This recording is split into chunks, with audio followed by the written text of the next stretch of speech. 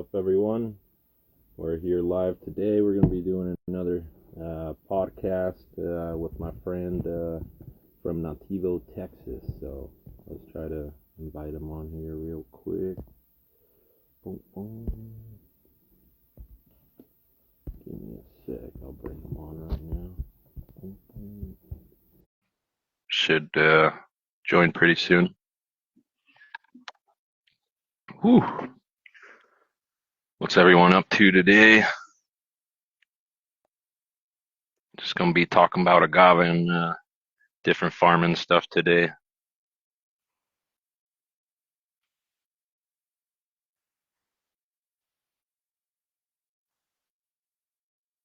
Boom, boom.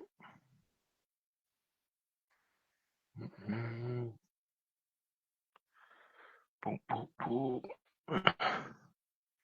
So yeah, we just brought out another podcast on agave being used as a building material pretty recently. What's up, man? Hey, what's up, bro? How you doing? All right, I was trying to do it on my computer. I guess that doesn't work. Yeah, I think you gotta be like on an iPad or a phone. Yeah, well, I forgot That's my. weird though. They should let you. Yeah, well, the problem. I was doing it because I forgot my AirPods in my office. So, I mean, can you hear me or is it super echoey? No, I can hear you good. Oh, okay. Well, then that's all right. Well, I just Yeah, it figured should if I be did it good. through my computer, the volume would be better. So it's all good. Yeah, man. You're bundled Whew. up. Is it getting cold at night out there? Dude, yeah, it's getting into the 20s and 30s, man. The agave are freezing their butts off here. Nice. Yeah, it hasn't gotten too cold over there in Texas yet. No, not well. At least not where we are. Um, yeah, no, not really. We'll probably be. I mean, it dropped for a little bit um, down into the 40s, but I mean, we're still hanging out around the 60s. I mean, I think it's been in Oh, the that's chill, 70s. man. Yeah, the past Yeah. day or two. We got some unexpected rain like yesterday and the day before, so that's always it's always nice when you get that. Yeah, definitely. We got some coming over Christmas, so I got a bunch of my gutters like maintained and put up some new ones so I could catch a lot more water. Yeah, Don't get too many chances in the Mojave. yeah. So that's one of the things that I really want to do. I have gutters sitting inside the shed, but they need to be up on the shed, obviously. Have you? What kind of They're guttering aluminum system? or They're buying. PVC. Yeah, I recycled like all the gutters on my farm are PVC, and they're all recycled from like projects. I'd take them off and put aluminum or something, Yeah, and they're I don't know, they just get so sunbaked. I'm getting 5, 6 years out of them, but I've been switching them all over to aluminum now, just because that lasts like way longer, especially in the desert. right. And then also, over time when they're sunbaking, I don't want any microplastics going into the rainwater. Yeah, I'd rather have like micro metal, you know, yeah, so as that it rust over yeah, time or whatever. But yeah, I yeah. definitely recommend the aluminum ones. Yeah, that's a good point. I mean, you posted about something the other day too that I was thinking about. So I bought a shed kit, and so it came with everything, including the roofing, and so it's got the Oh, asphalt nice. shingles. And so, you were posting about that. I've been Yeah, thinking about it too. Like I know that's so much crap that's going to run off and grit that's going to run off into the yeah. collection. I don't know how much wind you guys got out there, but here it's so windy that, like for instance, in my Altadena or Pasadena home, a shingle roof would last 25, 30 years. But out here, they last like, maybe 12 to 15. You're getting almost half the Yeah, times, yeah, because of the wind and the sun. Mainly the wind, but I only have one roof that's out of shingles, the first one ever. It's like a garage I built. mm, And I noticed that in like the first rain that it was really hard to filter all the little small, asphalt like particles. yeah, So, everything going forward to metal because it just much cleaner rainwater. Yeah, yeah. and then ideally I want to have the metal roof, metal gutter, so then it's just really clean rainwater. Hmm. Yeah, the pavilion that we built, it has a metal roof. So, I'll that'll be the second area that we set up some collection. And when you fill up, do you have pumps or anything, or do you just kind of have them off the ground and then you can gravity fill a bucket or whatever that you need? I have like all of them in different like areas strategically, So like I have like two totes, for instance, to the entrance to every field, and Hmm. one of them I will always keep full, and the other one I could just use as a door by tilting it like back or forward.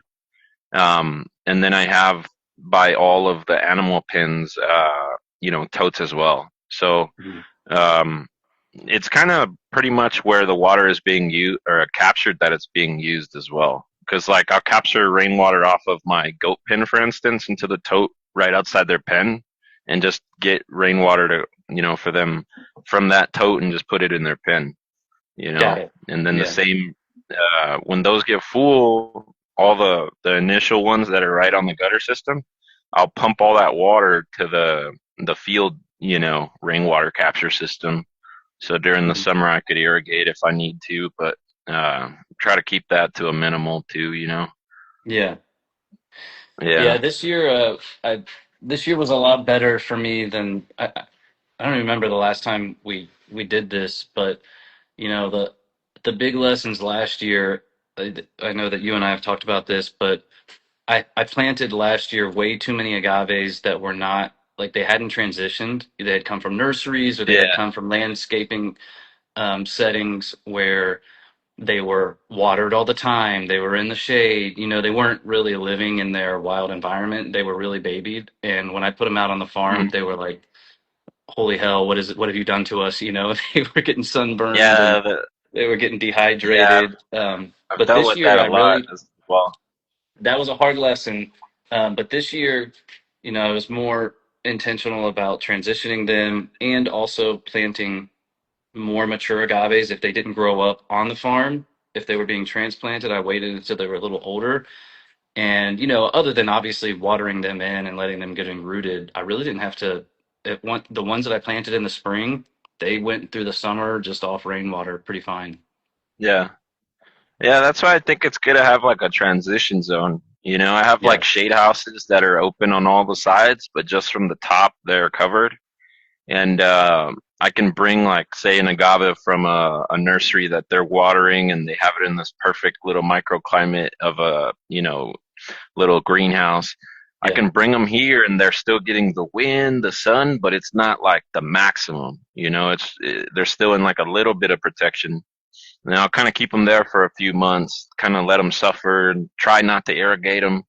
That's the number one thing I do. As soon as I bring them, I like don't ever water them. I want them to like beg for the water almost, because then when Mhm. you do water them and they're in the ground, they're gonna actually want to put down some deep roots. Yeah. Because I've also seen like if you just say you plant it and you try to water it, they're used to being watered all the time, so they don't want to put deep roots down. They want to Mm. keep those shallow roots because in the nursery they're in little pots, or they're not wanting to put down like those feeder roots from the that go into the subsoils. Yeah. Yeah. No, that makes sense. I mean, they think they don't have to work for it. They're like, "Oh, the water's coming tomorrow." Yeah, Yeah. yeah. But it's tough. I'm going more and more to just my own crop that I'm growing versus bringing in other people's stuff. Yeah. Like I'd rather bring in a few, like say agave or cactus from someone and train them over a generation versus planting them directly into the field, like something that's like unproven. Yeah. Um, and the reason I say that is because now all the agave that are on the second or third generation that I've grown them, I could plant them out sometimes as little as 3 or 4 inches, and they're even the winter or in the fall or spring establishing. The only season I can't really plant is the summer, unless I want to heavily irrigate. But um, yeah, it's just I could plant Are them you talking younger and about younger. ones if they're the young ones that like they're pups of plants that you already had on the farm? Nah, they're seed or bugle. Oh, So okay. only like stuff that's like been genetically, I guess, like modified from that ranch. Yeah. So like for instance, if I bring an agave and then it's prospering, like usually, or it's not prospering, usually I'll still let it grow because I know that second generation is going to be way different. But Hmm. um, I know that first generation is not going to really be the greatest crop. Like I've Yeah. seen that with a lot of the agaves I've recycled. They'll come in, they'll grow to maturity, but they always look really bad. And then the new seed or the bubble that I plant from that will be looking great. But the hijuelos continue like the mother plant, just being a really, Oh, interesting. you Okay. know, like they're too genetically alike to the mother that they're Yeah. not adapting as quickly. Well, that makes sense. Yeah. But Interesting. there's still really good potential there because you know I'm seeing a lot of like agaves adapt really quickly. You know, Hmm. so like I'll give an example of an agave angustifolia espadín. Like it's a really water loving agave, right? Mainly used for mezcal in Mexico. Like 99% of the mezcals angustifolia espadín. Um, and I really like dislike this species because I had bought several of them from nurseries, and like they just, man, like if I forgot to water them like 1 week, it was almost like a fruit tree, in its young infancy, where like it just went from being real beautiful to just completely dead. So I got put off from them because they're not so cold hardy and they love water, right? Yeah. But then, I got some espadín out of a garden, and so it's now a second generation. It's grown in, ideally, the U.S. For at least one generation, right? Probably brought earlier, but um, that that had enough adaptation that now I have that in the field, and it's gotten down to 22 Fahrenheit over several weeks, and it's not dying. Whereas the Mexican stuff, whenever it started getting to 28, I had to tarp. Like if I missed 1 day of tarping, it would just Mm. completely die. And Interesting. and this one, I haven't watered it. I've been dry farming it. So Mm.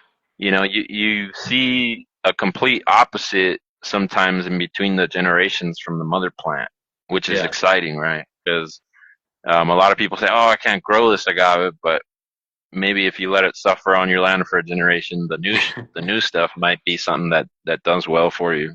You know, Yeah. yeah. Yeah. Well, we've definitely seen. It's always a gamble, though. Yeah. Yeah. But you gotta be willing to take it, because if it's not going to survive in the conditions, then it's not meant to be there. And there's really only one way to find that out. Yeah, And if you have to baby it, if you have to water it, if you have to cover it when it's freezing, then like that defeats the purpose of trying to find plants that can thrive without that intervention.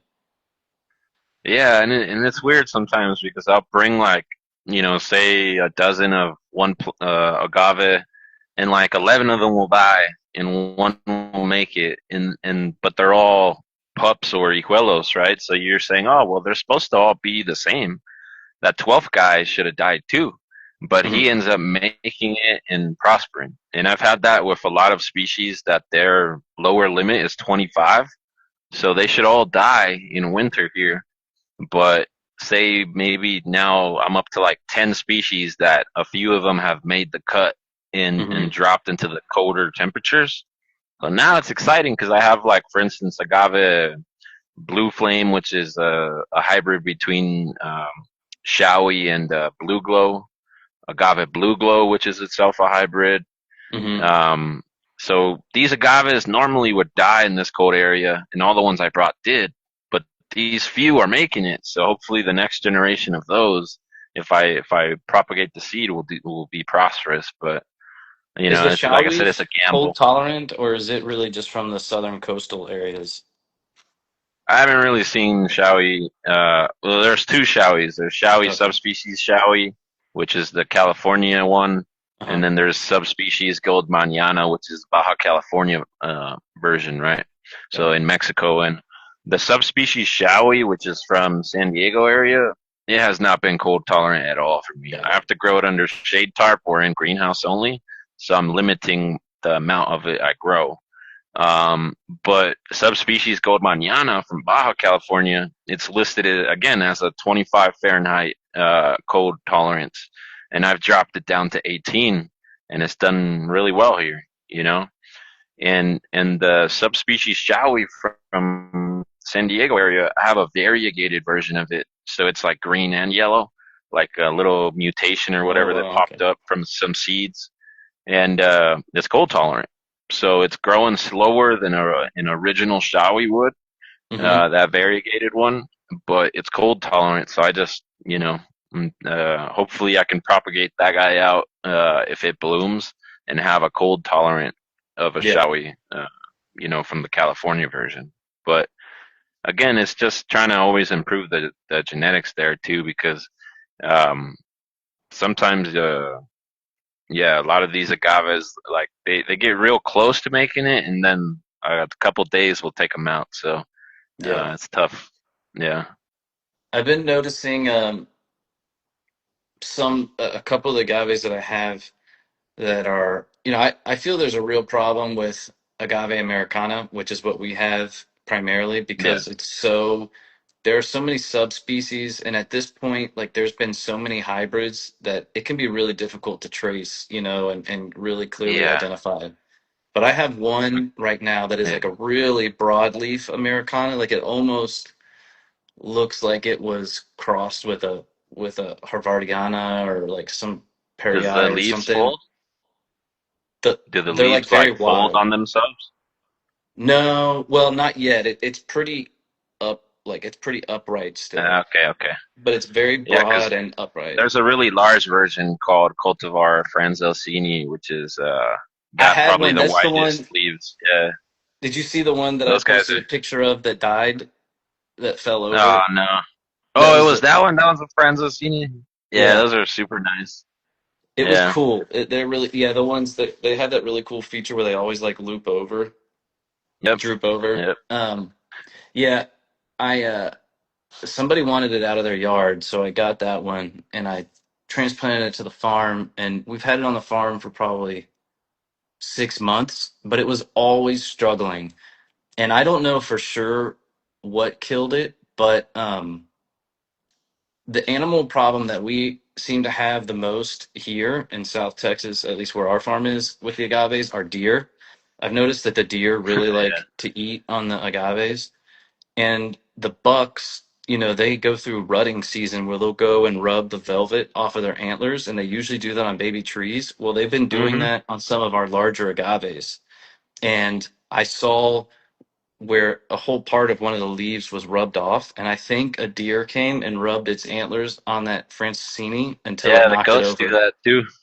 Really? That's how the goats love scratching their heads. They'll come up and they'll, throw themselves in the bush. It's crazy.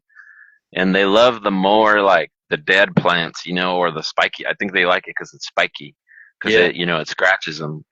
Um, but yeah, that's interesting. The deer is definitely like going to be an issue for us here in California too, because in Northern California they're freaking everywhere, man. Hmm. I mean, Yeah, we they're have some in whitetail SoCal, but all over. not too many. In Northern California, it's definitely going to be more of an issue, but Well, luckily I've um, seen no gophers. at least you don't It got definitely, hogs. Yeah, yeah, we hogs are got the hogs, fucking worst, deer, dude. and definitely some jackrabbits, and I think they probably nibble on some, but not enough to kill them. I have seen a couple die from Yeah, fire ants because the fire ants will go after the roots, and especially like the yeah. young tender agaves, they will just eat the flesh right off. Those things are they're from like Brazil or something. I mean, they're not a native ant, but somehow they have taken over Hmm. South Texas.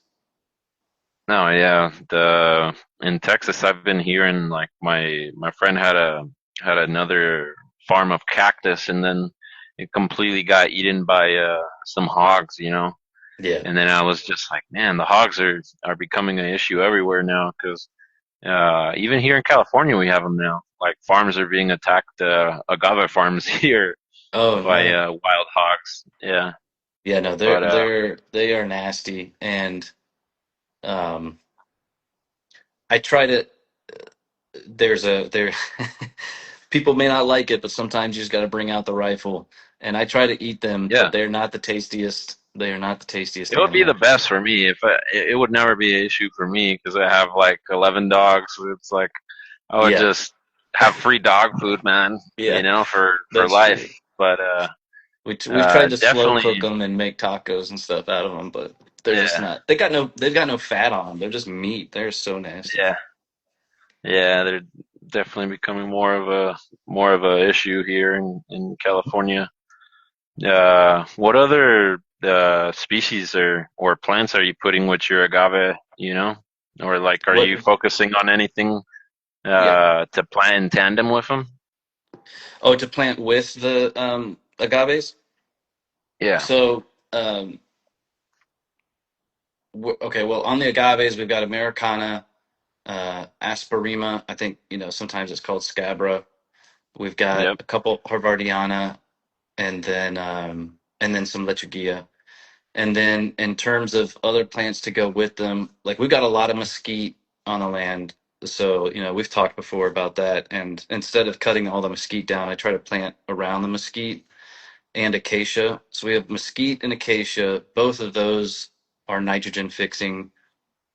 So I try to plant around those to the extent possible. And then I've been adding in some other That's the native. move. Yeah, Build out from them. yeah. I I'm do the using same what's thing already here. I'll there. try to start a tree and go out from it, like around its It canopy helps. where I it's mean, you gonna can grow. see the difference. Yeah. I mean, you're lucky, man, because you're starting out with like what I'd like to have in 10 years with the Palo Verdes and mesquite. I've added Um, two Palo Verdes. yeah, I like those. I don't know why, but I love those trees. I think those trees are so me cool. too. Yeah. They're well, the thing I like about them too is they are really good for roasting, you know. I don't Mm. know if you've ever roasted meat or agave with them, but I have like so many different woods here at the farm. Like I've cut down so many trees, but I try to put the piles in like I mean they're not really organized or anything except in my head, but like I know this pile is olive, this pile is palo verde or whatever, so Mm. I can tell the different like distinct flavors they impart on meat or agave. When you roast So them. does the Palo Verde Yeah. get thick enough? Like, does the wood get thick enough to really use as a burning wood? Yeah. Yeah. Oh, okay. You gotta just like try to use some of the more like a lot of the Palo Verde I cut down, I'll bring the trunks with me too. Mm. So then if you combine the trunks with the branch a lot, then it's great because you have a continuous like base and then it's continuously lighting itself over in the fire. But yeah, that's how you got to do it with different woods. You got to mix logs with the actual branches, Yeah. so that you have an even roast. Because I've definitely done some roast with just branches, and it's like I'm feeding the fire the whole time, so it's not Yeah. really. Well, they're smaller, and especially with the Palo Verdes, they've got that green bark. So I'm sure there's chlorophyll in there. It's got some different flavors on those kind of new growth branches, I'm sure. Yeah, all the desert like plants are amazing to be roasting with, like quail shote and you know Mm. um, different stuff that grows out here. They impart really good flavors.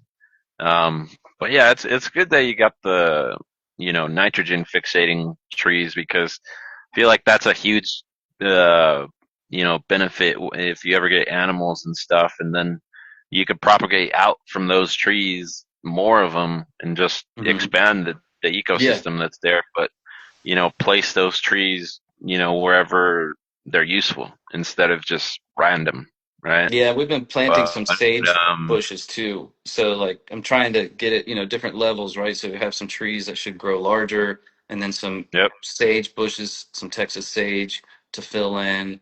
And then I recently found some Texas ebony. There's an ebony tree that's really common around here. So I've been looking at that. I'm trying to, I found two of them. I wanted to plant some. I was pretty stoked to see that we've got some growing. Yeah, South Texas, Syntropics was saying the Verde or the Parlo Verde bean pods are like tree edamame. They're super Yeah, I need good. to try That's those. why I first planted them in the first place. The seeds are super good to eat. Yeah, Yeah, I've definitely experimented with the mesquite bean pods. We made some You flour out of distill it them too. last year. A lot of people don't know that. A what? You know those mesquite pods? I say you can distill them. Oh yeah, well, I guess You you know, could. you That can makes make like a sense. spirit out of them. Yeah. But I think it'd be cool to like, we're in the USA, so we don't really have to follow like rules as far as like, tequila or mezcal or whatever. Um, but I think it'd be cool to like mix mesquite pods in a ferment with the actual agave. You Oh know, yeah. that'd be a pretty cool one because I'm thinking of just more stuff to mix with the agave because like I unintentionally like mixed agave and cactus. Like I had like a two of them fermenting in different like little barrels and they like tipped into each other a little bit. Oh And it was an amazing wine. So I'm were just like, you oh, it'd be fermenting cool to like like, cactus juice, or was it the tunas, or like the fruit, or what? yeah, mashed up fruit. Yeah, Okay. yeah. But I mean, you could do it with the juice too, but it'd probably change the flavor a lot. Yeah. The skins impart a lot of the flavor too. Hmm. The antioxidants and stuff like that too. But Yeah, I yeah, always wanted to mix some of the fruit from the cactus juice, and I think that's a great idea. or you got it growing wild out there too, right? You got like native Texas puntias. Yeah. And I mean, you You have that gotta too, you right? gotta just I don't spread them know if out they're everywhere. as if they're as common there, but you Yeah, have a but ton more I have cat. like I have a bunch of different opuntias that are native to California, but I don't have any native to the Mojave Desert. Well, actually, no, Mm. I take that back. I do have one, but like it's not native like on my land, you know.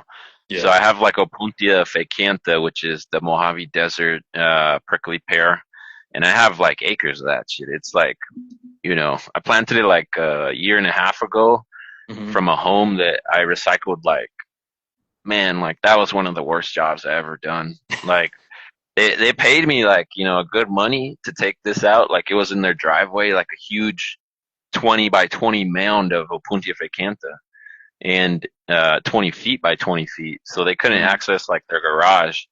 And I took it all out and brought it here. But it took me like 5 truckloads in my F-150 at the time. And it was, I probably was sleeping for like 2 weeks with spines in my hands and shit Oh my because God. Yeah. yeah, but it's the best now, Like I look at it now, I'm like, that shit's amazing because I never water them, like not even once, like in the Yeah. summer, like to drought break, nothing. And they produce great fruit, produce great pads. Already selling, you could say, like products from it, and direct to Uh-huh. consumer pads and fruit. And they're native to California's Mojave Desert, but towards Bakersfield area, not towards Yeah. where I'm down here. Okay. And then I also have Opuntia littoralis, which is coastal prickly pear, native to like San Diego area, kind of the Shawnees region. And those also like you'd think like, oh, it's called literally coastal prickly pear. It only grows on the coast. That's the strongest Opuntia I have on the farm, and it Oh, grows interesting. better than the Opuntia ficanta, which is native to the desert, which Hmm. is I don't understand.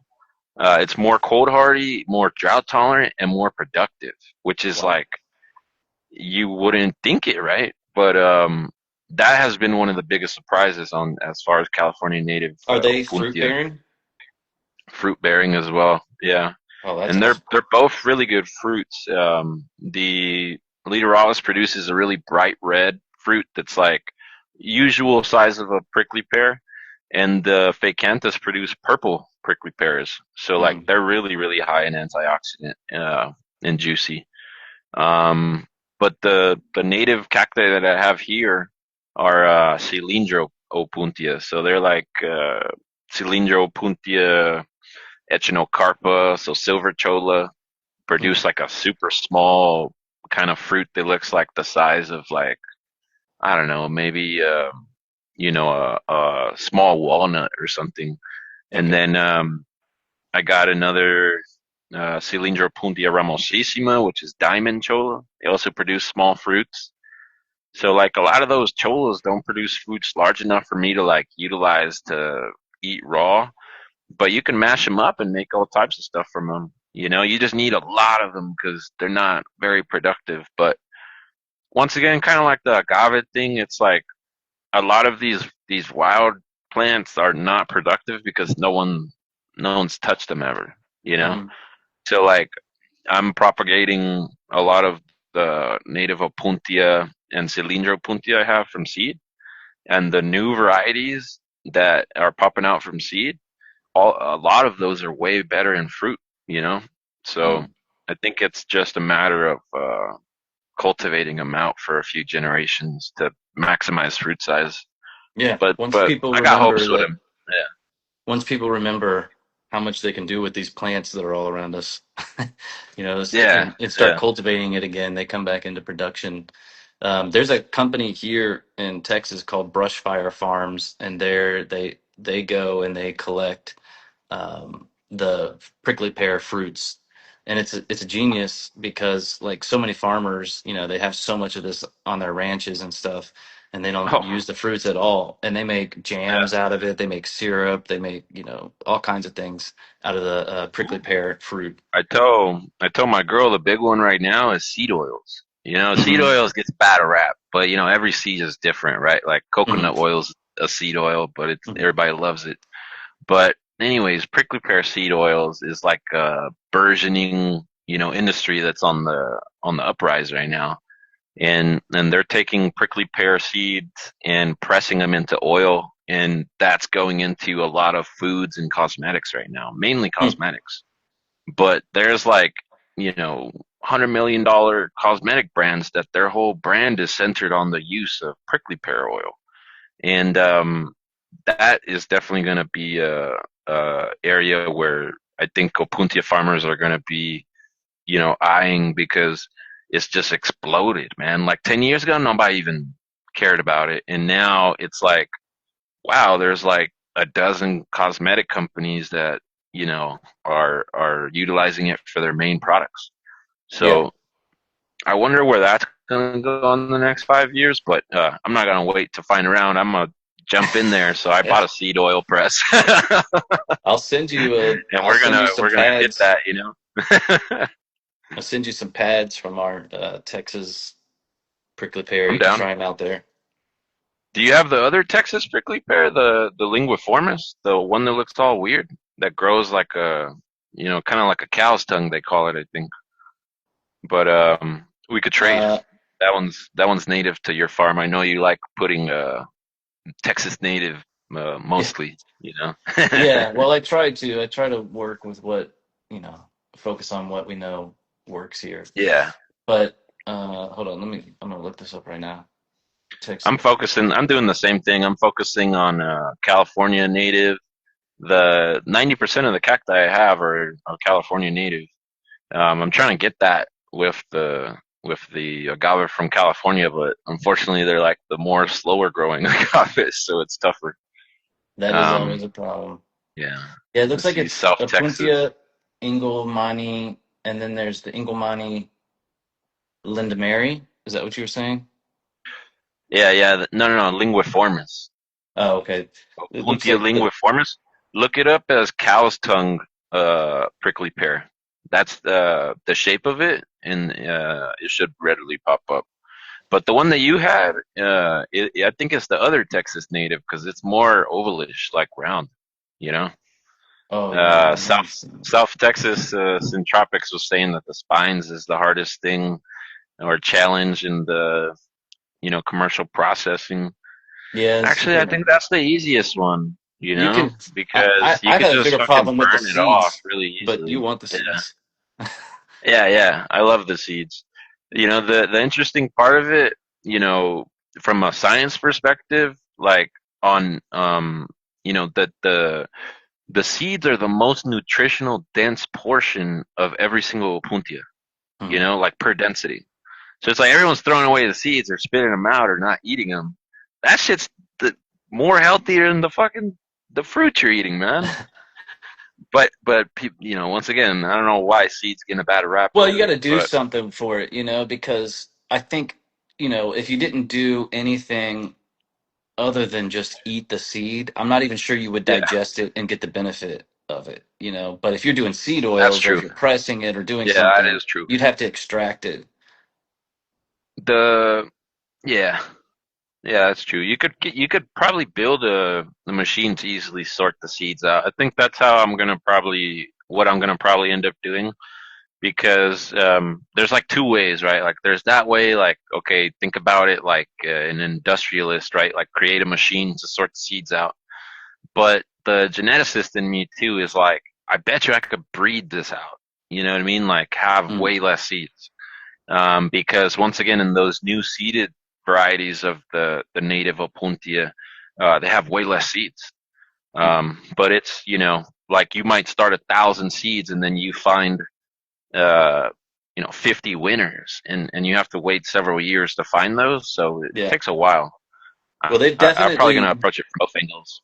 they've definitely bred the spines out of some of these. I mean, you can get spineless prickly pear Yeah, all over the place now. So, um, yeah, that's exactly the right thinking, right? Like if I could do that with some of my Opuntia that I'm working on cultivating, it would be the best, because on Opuntia canda and Littoralis, the California natives, I love eating them. But how South Texas and Tropics was saying that like a lot of the Opuntia have so much spine, and that's the toughest part to make them commercialized. I agree. For me, it's easy because I already know to like just burn the spines off. I know how to mhm. peel them. But to a regular person, that's a huge detriment. They're not going to Yeah. want to buy Well, and that. especially if you start getting So, into doing thousands and thousands of them. yeah. So what I've been doing is offering it to my clients already peeled, so they don't have Mm. to deal with it, one. And for instance, I choose animals that can eat it. So like on the forage side, the goats can eat it, right? Whereas a sheep or a cow, you're gonna have Goats to will burn eat those anything. spines off. Yeah, so goats are just another level when it comes to animals there. But Yeah. I know people in Texas, that's why they go with their blow torches and burn the whole Yep. spines Yeah. off. That's what I do.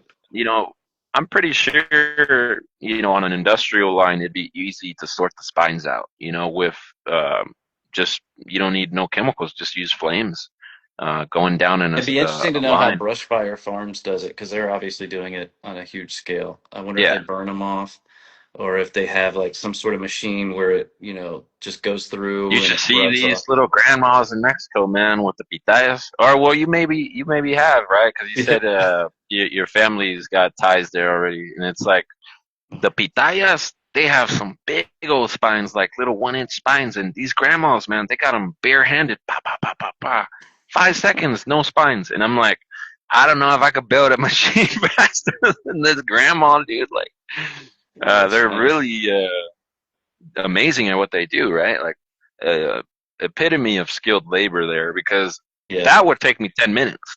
I couldn't Yeah. do that.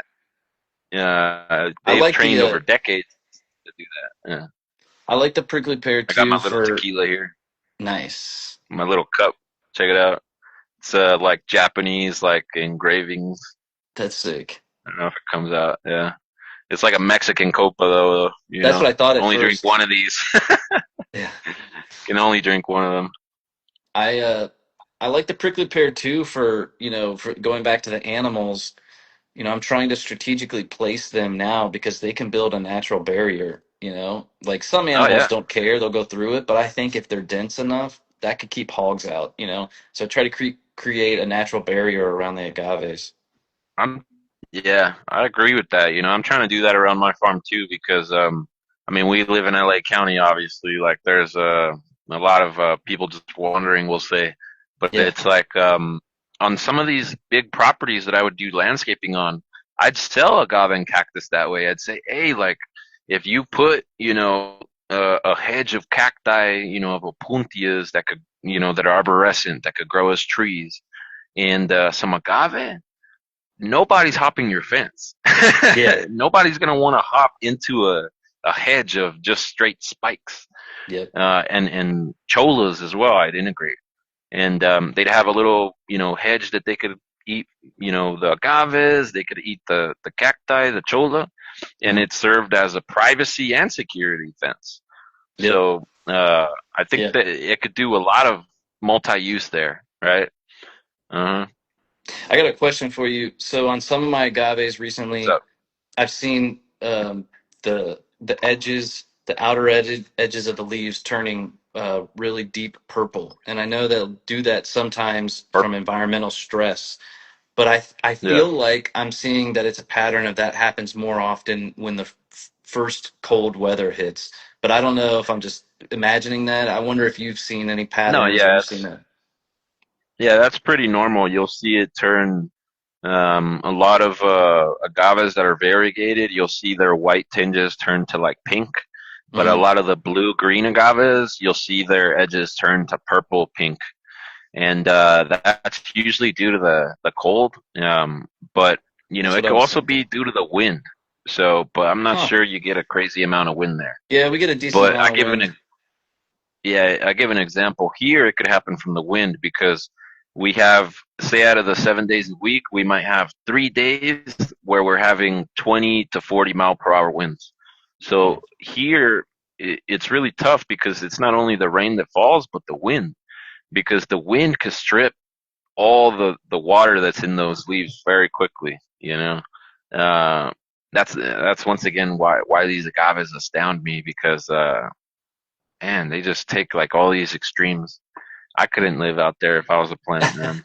But that's why the trees, that's why that's another reason why pairing them with the trees and the other vegetation is so important. I mean, it protects Yeah. from environmental conditions. And if you don't have, you know, I've been planting trees not just like where I want to plant the agaves to create pairing, but also to create some windbreaks because it's Hmm. just, when we started planting out there, it was primarily just flat land.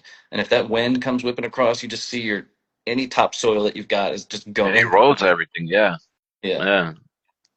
That's influences the soil a lot too. Because here, for instance, the top few inches is pretty sandy because of that wind eroding it all the time everywhere. And as you go down, it turns into clay loam that just holds any water that hits the desert, right?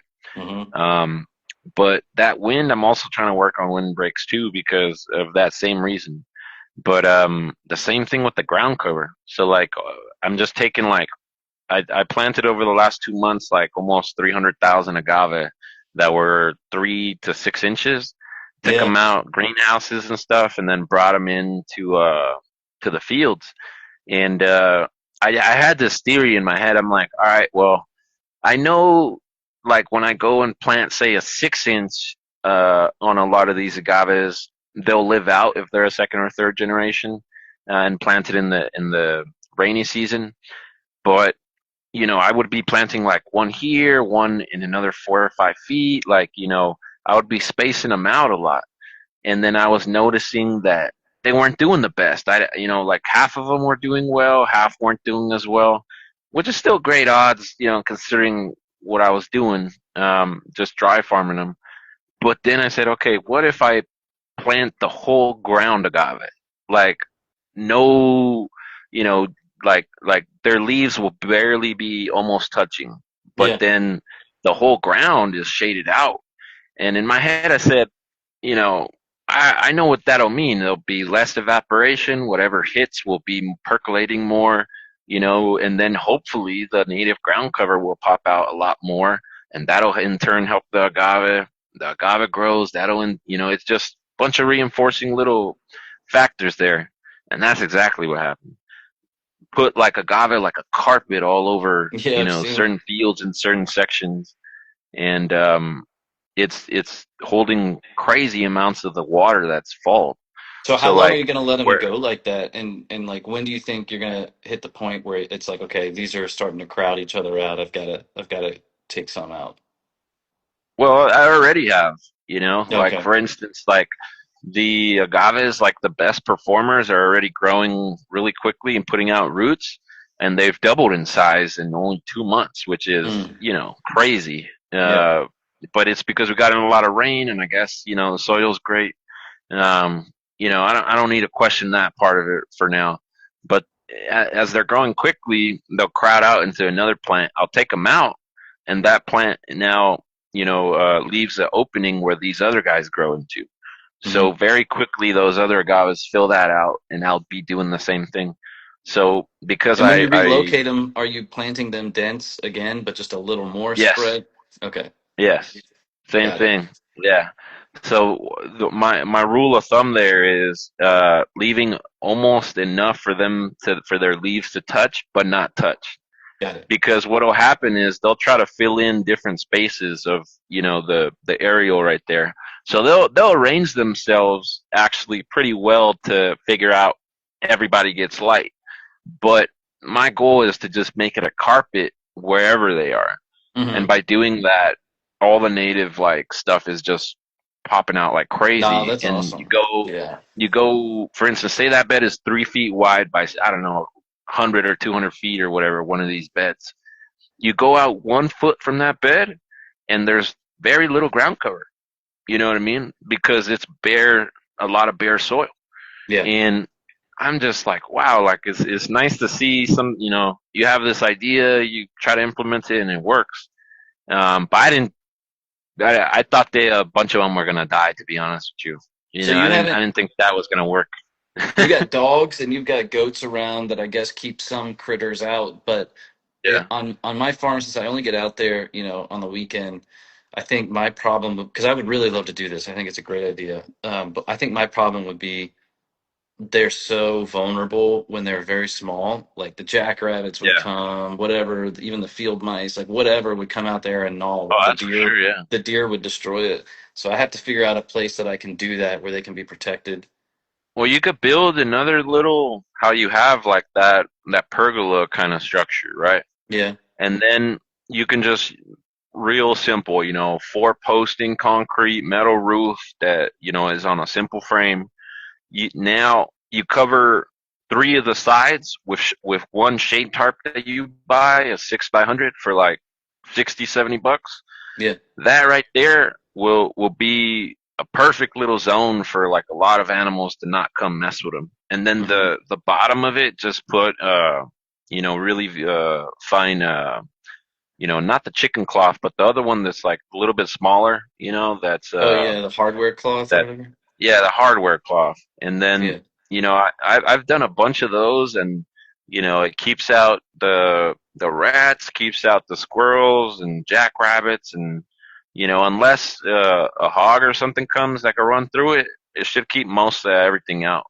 And it's easy to build like a small little door to access that, but that'll let in sufficient sunlight for everything to grow well, transition well, and Hmm. then they could grow a little larger and you put them out in the field. You Yeah. know, ideally that's what I would do all the time. But like I was telling you, the bigger the better. For establishment. But sometimes you just like you got 250,000 agave. They gotta. I mean, I need some space in my greenhouses. Yeah. So you gotta just dish them out into the field. But Sometimes um, you have a 250,000 agave. I have never had a 250,000 agave.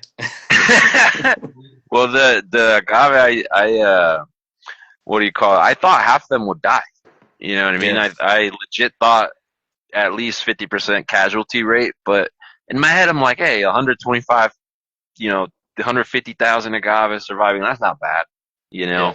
Bring on a dry farm, because I have high casualty rates on a lot of agave, but I learned enough to where I don't see it so much as a sacrifice. Yeah. Like other people, they'll plant a whole row of agave, and if only three make it, they're like extremely upset.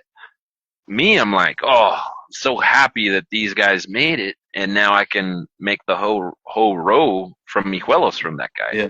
right? Hey. And I'll have like that exact thing happen this year, and now that whole row got replanted with the hijuelos, Yeah. and I'm dry farming that whole row, right, of agave americana. But the Yeah. other agave americanas that I had planted from another place in that row, they all died. So they Oh, required interesting. too much maintenance from me. Yeah.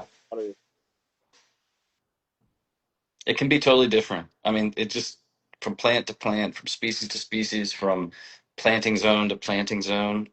It's wild how variable it can be.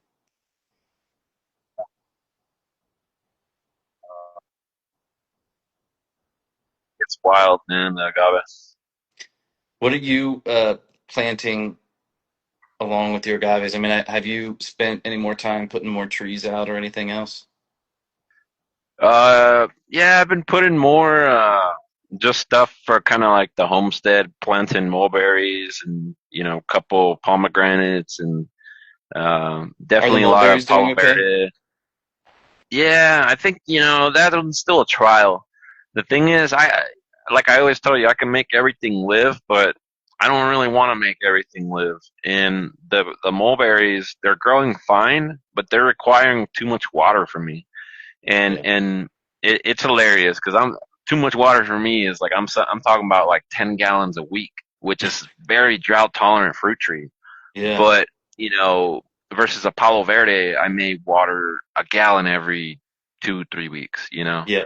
So just seeing like what I want to expand to and the amount of food I could produce from each tree, I'm heading more and more towards leguminous stuff versus fruit tree stuff. I've had The problems with the one mulberry exception has too. been palms. Yeah. I thought mulberries would take off, but I've planted a couple and I've had a problem. I want to try a Texas Yeah. persimmon. There's an American persimmon. I got duped a couple times and Those got are, the yeah. wrong persimmon, but I'm No, gonna no, no, no. once I They're try the to get the little one. right, yeah, once I get the Yeah. right one, it almost looks like a plum. It's got like the purple Yep. fruit. I want to Super try that drought one because tolerant. I think they'll do well here. Yeah, the same. I think the same thing is happening here to where I'm using cultivars that are just like, being bred for people's yards, not for a farm. Yep. And I need to find like, there's a Pakistani mulberry that is a short tree. It only grows like 10 feet tall. But you know, I don't mind so much it being a dwarf tree if it actually lives with very low water. Yeah. So I got to try trees that are from more drought tolerant regions. But what I was saying with the palms is that I'm having really good luck with date and jelly palms. So, Yeah, I remember you saying and that. vine palms. Yeah. So the fruiting palm, that whole family is doing very well for me. Nice. Off low water. I'm sure But the goats like that too. yeah, they love eating all the palm fronds and stuff. But um, yeah, it's tough finding trees that aren't going to take up too much of your time and water too. And I mean, you can make everything grow, like I said, but at a small scale, if it's becoming something that requires a lot of effort, I just think out, because the whole point of being experimental as a farm for so long was to make sure that when I did scale to 500 or 1,000 acres, it was done correctly, Yeah. where it's very low resource, very low water, very low labor, and I start cutting stuff, So the mulberries, I'm pretty sure I'm gonna cut them. To be honest, Yeah. I'll probably leave one or two trees just for fun, but I We don't got. think I mean, that the they're gonna make the mesquite. cut. The mesquite do really well. The acacia do really well. The Texas ebony does really well. Oh, there's another tree we had. We got power run to the property finally, but the power company came out and they cleared everything. I was so Oh mad. no, I had planted things, I had been pruning trees to grow, and one of the things they took out was a desert hackberry. Now, these are very oh tiny fruits, but no, it yeah, does really those are well. good though. Yeah, Yeah. So I was really bummed man, about that. that's Yeah. oh man. Well, I mean, you win some, you lose some, right? Yeah. But that's definitely why I also been investing more and more into solar. Like I Yeah. did a podcast the other day talking about harvesting rainwater and sunshine, but um, yeah, it just I think too, the more I think about scaling the farm, I'm just seeing that like I want to minimize, you know, the amount of effort I put into it, even though it scales or whatever, right? Yeah. And the energy thing one too is I definitely over time recommend you to look into solar and Yep. battery systems because for just a few thousand, I mean, I set up my own solar and batteries, and it runs the whole farm right off of solar. But man, Yeah, I gotta look it's into just that. really expensive sometimes to deal with these energy companies, and Yep. they could cost you a lot, unfortunately. Yeah. Like in my home in Altadena, right? Like they could lead their transmission lines to even fire on your property, and then also they don't maintain the stuff. like for instance, I'm up on my roof cleaning my panels, whenever I can, right? So, Yeah. and making sure all the cables are maintained and there's no fire hazard or whatever.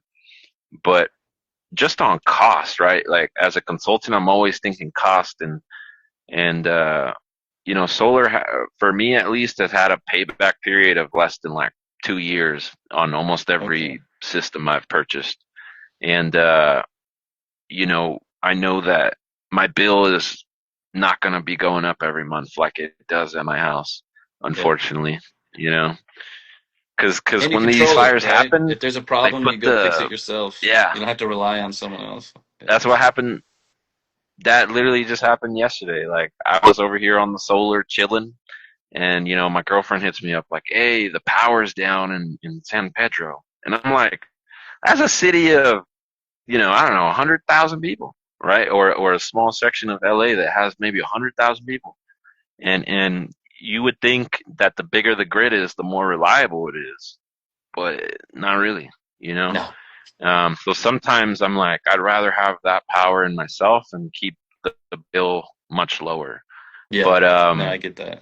I'm real glad you got power out there. I'm just saying that over time it might be something that No, I'm may totally with you. benefit you on the Yeah. economic side, Yeah. because um, yeah, it just the bills they keep going up, man, and Yeah. the power company. And now you can tell them, oh yeah, let's negotiate. Right.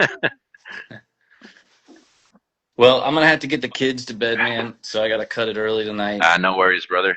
But Yeah, thanks for setting it up. It was good to catch up. yeah, man. Salud. Have a good Salud. rest of your night, man. You Yeah, I'll too. work on putting the pot up when I get a chance, man. But it was Cool. nice talking to you, and then I hope I get a chance to go see the farm sometime. Yep, you're always welcome. If I don't talk to you before, have a good Christmas, but I'm sure we'll catch up soon. Yeah, Merry Christmas to you and the fam too, brother. All right, brother. Thank Have a you. good one. Take care. All right, peace out.